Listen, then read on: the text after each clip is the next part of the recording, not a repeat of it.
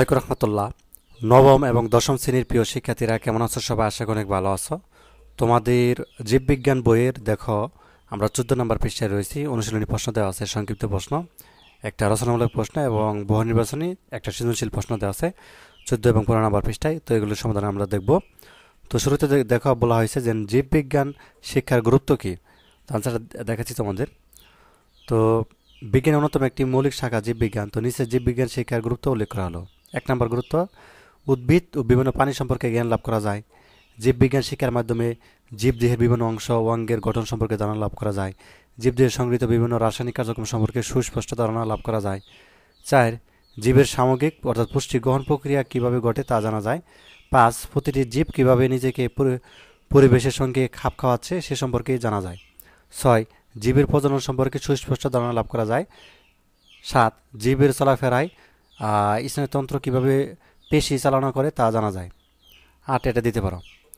আচ্ছা, এরপরে দেখো আমাদের 2 নম্বর প্রশ্ন, জীববিজ্ঞানের ভৌত শাখাগুলোর নাম লেখা হয়। এবার আমাদেরকে ভৌত শাখাগুলোর নাম লিখতে হবে 2 নম্বরে। তো এখানে জীববিজ্ঞানের ভৌত শাখাগুলোর নাম হলো, 1 নম্বর লিখবা অঙ্গ সংস্থান, 2 নম্বরে শ্রেণীবিন্যাসবিদ্যা বা টেক্সোনমি যেটা, এবং শারীরবিদ্যা, 4 নম্বরে হিস্টোলজি, 5 নম্বরে ভ্রূণবিদ্যা, 6 নম্বরে কোষবিদ্যা, 7 নম্বরে বংশগতিবিদ্যা এবং 8 নম্বরে বিবর্তনবিদ্যা। আচ্ছা, এরপরে 3 নম্বর দেখো জীববিজ্ঞানের ফলিত শাখাগুলোর নাম লেখো। এখন আবার ফলিত শাখা। আচ্ছা, আগেরটা আরও 3টা রয়েছে, যেমন বাস্তুবিদ্যা এবং এন্টোকাইনোলজি এবং জীব ভূগোল। ঠিক আছে, 11টা হচ্ছে তোমাদের এই যে 2 নম্বর প্রশ্নের উত্তর, জীববিজ্ঞানের ভৌত শাখাগুলো। এখন 3 নম্বরটা দেখো জীববিজ্ঞানের ফলিত শাখাগুলোর নাম দেখবো এখন আমরা।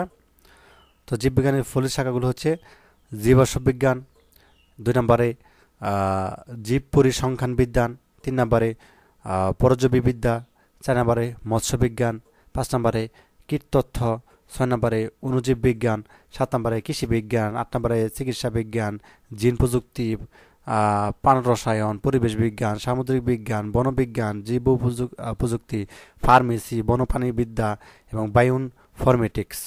17টি। 4 নম্বর দেখো দ্বিপদ নামকরণ পদ্ধতি কি। আচ্ছা, এখানে বলবো যে একটি জীবের বৈজ্ঞানিক নাম দুটি অংশ বা পদ দিয়ে গঠিত হয়। প্রথম অংশটি তার গণের নাম ও দ্বিতীয় অংশটি তার প্রজাতির নাম। এরূপ দুটি পদ নিয়ে গঠিত নামকে দ্বিপদ নাম এবং নামকরণের প্রক্রিয়াকে দ্বিপদ নামকরণ পদ্ধতি বলে। যেমন গোল আলুর বৈজ্ঞানিক নাম, অর্থাৎ এটা। ঠিক আছে, এগুলো লিখে দেবা। 5 নম্বরটা শ্রেণীবিন্যাসের ধাপগুলো উল্লেখ করো। শ্রেণীবিন্যাসের ধাপগুলো উল্লেখ করো। তো শ্রেণীবিন্যাসের বিভিন্ন ধাপ রয়েছে, যে এটা, এই যে শ্রেণীবিন্যাসের ধাপ।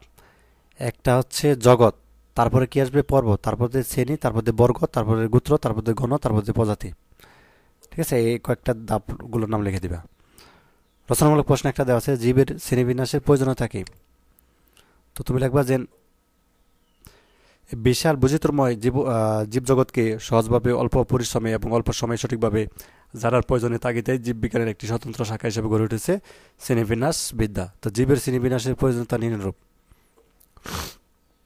শ্রেণীবিন্যাসের ফলে কোনো গোষ্ঠীর গুটি কয় প্রজাতি সম্পর্কে জ্ঞান লাভ করলে মোটামুটিভাবে পুরো গোষ্ঠীর ধারণার জন্মে, অর্থাৎ অতি অল্প সময়ে অল্প আয়াসে জীবজগতের বৈচিত্র্যময় এবং সদস্যদের সাথে পরিচিত হওয়া যায়।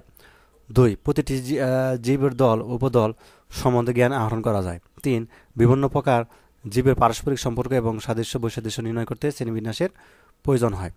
4 নম্বরটা লিখবা পৃথিবীর সকল জীববৈচিত্র্য নির্ণয়, শনাক্তকরণ, নামকরণ ও পুনর্বিধান করতে শ্রেণীবিন্যাসের প্রয়োজন হয়। ঠিক আছে, এখানে তুমি 4টা-5টা দিয়ে দিতে পারো পয়েন্ট। বহুনির্বাচনী প্রশ্ন দেখো, জীববিজ্ঞানের কোন শাখায় কীটপতঙ্গ নিয়ে আলোচনা করা হয়। এটা হচ্ছে এন্টোমোলজি। ক নাম্বারটা। শ্রেণীবিন্যাসের উদ্দেশ্য হলো, এটা হচ্ছে খ নাম্বার 1 এবং 2। 3 নম্বর একটা চিত্র দেখতে পাচ্ছ, এই চিত্র এখানে বলা হচ্ছে চিত্রে প্রদর্শিত জীবটির নাম কি। এটা বোঝা যাচ্ছে এটা ব্যাকটেরিয়া, তাই না। উদ্দীপকে প্রদর্শিত জীবটির বৈশিষ্ট্য, ক নাম্বারটা হবে 1 এবং 2। তো এরপর দেখো একটা সৃজনশীল দেওয়া আছে, এখানে চিত্র 1 দেওয়া আছে একটা মাশরুমের, আর চিত্র 2 আছে একটা চারা গাছের। তো এখানে বলছে শ্রেণীবিন্যাসের একক কি। আমরা দেখি শ্রেণীবিন্যাসের একক কি। তো শ্রেণীবিন্যাসের প্রতিটি ধাপই শ্রেণীবিন্যাসের একক। খ নাম্বার, বংশগতিবিদ্যাকে জীববিজ্ঞানের ভৌত শাখা বলা হয় কেন। আচ্ছা, জীববিজ্ঞানের যে শাখায় তত্ত্বীয় বিষয় নিয়ে আলোচনা করা হয় তাকে ভৌত, জীববিজ্ঞান বলে। তো বংশগতিবিদ্যায় জীবের বংশগত গুণাবলী কিভাবে এক বংশ থেকে অন্য বংশে সঞ্চারিত হয়, তার রীতিনীতি, সংকলন, প্রজনন, পরিব্যক্তি, প্রকরণ, সৃষ্টির কারণ ইত্যাদি প্রক্রিয়াগুলো আলোচিত হয়।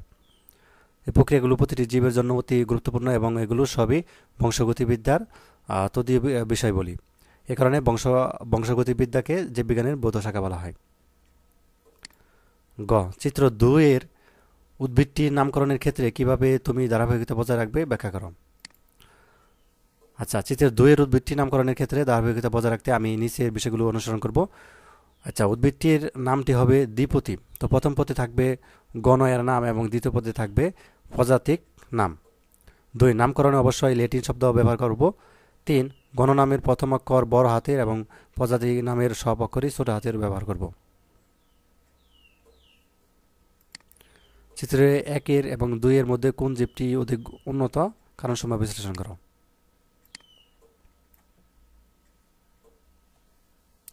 আচ্ছা, তারপর আরো 2টা পয়েন্ট আছে, এখান থেকে 2টা দিয়ে দিতে পারো আর কি, গ নাম্বারটা।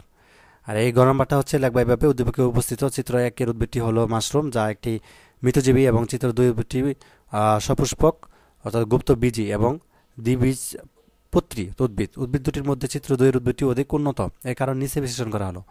এটুকু বিশ্লেষণ করে দেবে, ঠিক আছে। 1 এবং 2 এই 2টা পয়েন্ট দিয়ে দিলে হবে, এত বেশি লেখার দরকার নেই। 1 এবং 2 লিখে দিবে খাতায়। ধন্যবাদ সবাইকে। পরবর্তী আমরা দ্বিতীয় পর্ব দেখব। ধন্যবাদ সবাইকে। আল্লাহ হাফেজ।